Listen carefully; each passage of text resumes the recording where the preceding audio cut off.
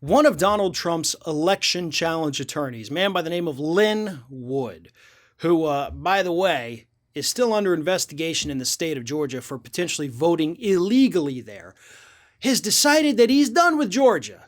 He's not going to mess with Georgia anymore, but instead, he wants to be the chair of the South Carolina Republican Party. He has expressed interest.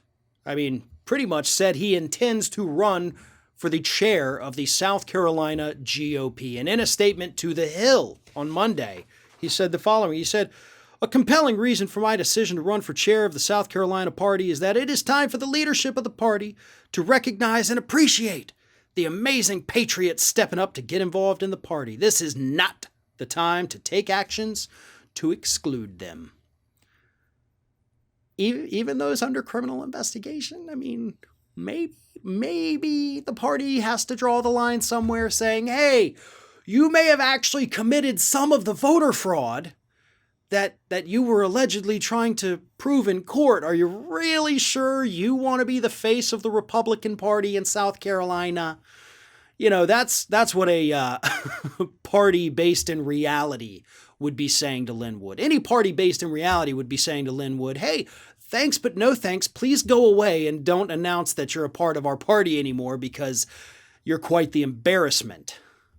Again, Lin Wood currently under investigation in the state of Georgia. It is possible that he may have illegally voted in Georgia while claiming residency in South Carolina using a different address in Georgia.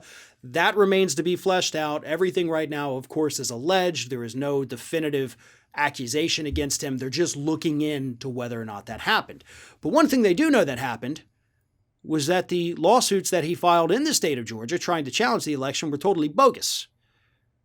And so he is in a little bit of hot water for that as well in the state of Georgia.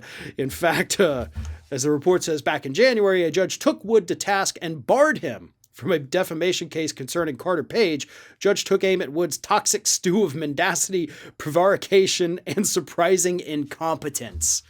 So yeah, things aren't going well for Lin Wood in Georgia. So he says, you know what? I'm packing it up. I'm heading to South Carolina. Maybe all of the horrible things I've done in my career would actually help me there. And he may not be wrong. This is a state that repeatedly elects Lindsey Graham. So God only knows what's going to happen. But we can go ahead and speculate, right? Let's assume somebody like Lin Wood becomes the chairperson of the Republican Party in a state like South Carolina. What does that do? It moves that party further to the right.